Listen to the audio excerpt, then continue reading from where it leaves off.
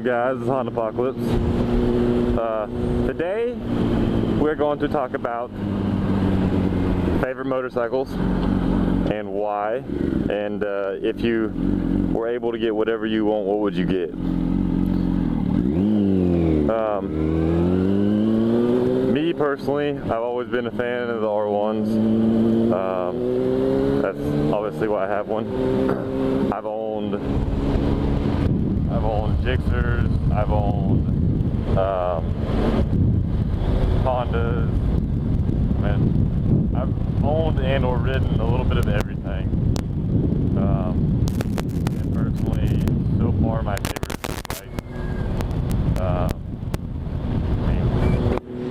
I guess it all comes down to preference, obviously, but it's the smoothest, fastest, best riding bike that I've been on.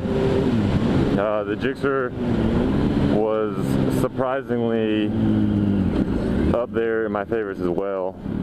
I don't know that I would ever own another one, but I did like it, and I can't really complain because I got a really good deal on it.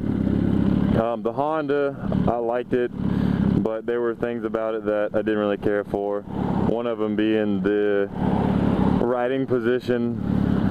I wasn't a big fan of. It's probably just because it's like a sport touring bike. As far as power and reliability for the Honda, it was a 2006 F4i. The power was actually pretty decent.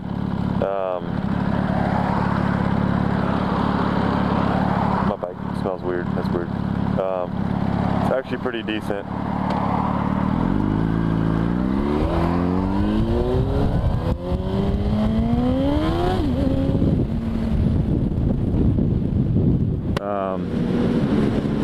Yeah, anyways, the F4i, it had good power, it was reliable, I never had problems out of it. I don't think I was ever broke down with it. But like I said, the riding position I didn't really care for. It was too high, if that makes any sense. The bars were really high. It wasn't as much of a like a race style setup. Obviously it's a sport touring bike, so I mean, I guess it wouldn't be. The Gixxer was a 2006 Gixxer. Actually, I'm sorry. Yeah. It was 2006 Gixxer, and I really liked it. It was comfortable. It was nice and smooth. The thing I don't like about it was the fact of, which I guess is just a 600 thing in general, the power band is such high RPM that, I mean, you really had to wind it out to get anything, which I understand it's a 600. It's probably like that on all of them.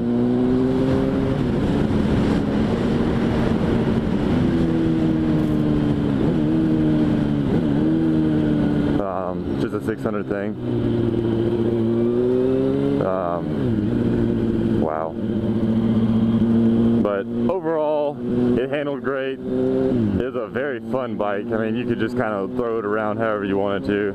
And I kind of wish that when I had the Gixxer, I was a better, more experienced rider. I think I could have had more fun with it, but I mean, that wasn't the case. And I didn't keep it long enough. You motherfucker. I didn't keep it long enough to be able to ride it to its full potential. So it's kind of whatever. If I had to choose out of whatever bikes that, I mean, if I could choose what I want, I don't know, it's really hard to say. I really like this bike. As far as looks, the newer, like 2009 and better R1s, they're beautiful. Don't get me wrong, this bike is gorgeous, but they're beautiful in a different way. They have completely different look than these. I like the headlights. Wow, you can barely see your fucking brake lights, dickhead. I really like the headlights on the new bikes. I like these too, but the newer bikes are just a little bit different. They're a little more mean looking, as where these are a little more elegant looking. Is that fucking Bill? That's Bill.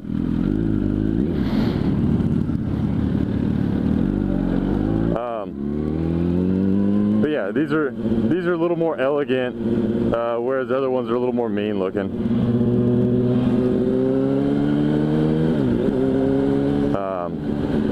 But yeah, I mean, I really wouldn't want anything different than this bike unless I got a 2009 or better R1.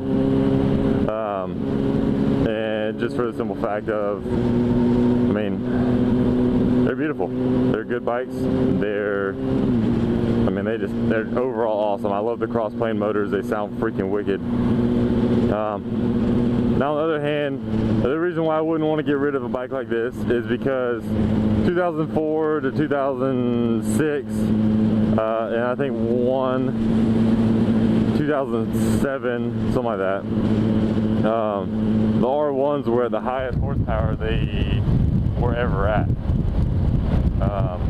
Matter of fact, I think this one in particular is the highest horsepower R1 that they had overall, which I want to say is like almost 180 horsepower, something like that, which is pretty impressive. The newer R1s I think are in the like low 170, 160-ish, something like that. Which it doesn't really matter, but it's just kind of one of those things where the newer they get, the less horsepower they have. So, I mean, I was lucky to get one within the higher horsepower years. This bike handles phenomenally. It's stretched 6 inches, and it still handles very, very well in the corners. Obviously it doesn't turn as good as it could, but I would much rather have a bike that rides good as a whole than just handles good and rides bad. Because I know, like, my Honda was really stiff. I know it can be adjusted, but to get the most out of it, I like the stiffer ride. My Gixxer was not as stiff, but it was still really, it was a rough riding bike, especially like on a long trip. This one, with it lowered and stretched, it's a lot more comfortable. But it rides as close to a Cadillac as I can think of on a bike. I got the suspension softened up a little bit and stuff like that. I got it tuned out pretty well. It handles good, it corners good, it launches good. So I mean, that alone is damn sure good enough for me, especially when we go on long rides and whatnot. I wanted to ride the best it can for a long ride, but at the same time I wanted to corner well, and it does all that. Plus, for the price that you can get the older R1s, it's really hard to beat, because I mean, they're such good bikes. They always have been. I've seen these bikes go upwards of 60,000 miles, and I'm sure, well taken care of, they'd last longer than that. This one right now is at almost 30. When I bought it, it had 15,000 on it. So, I mean, I do a lot of riding on it. The only problems I've had out of it is the starter, which is like one of the most common problems on the R1s, and the starter solenoid under the seat. But not a big deal. It's fairly common.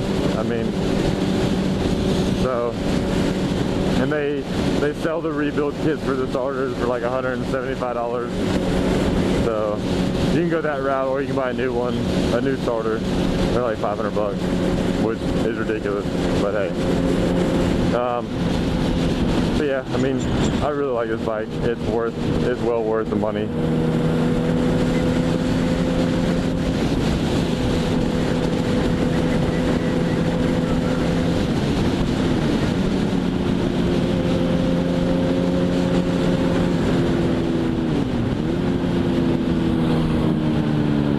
So yeah, if I had to choose,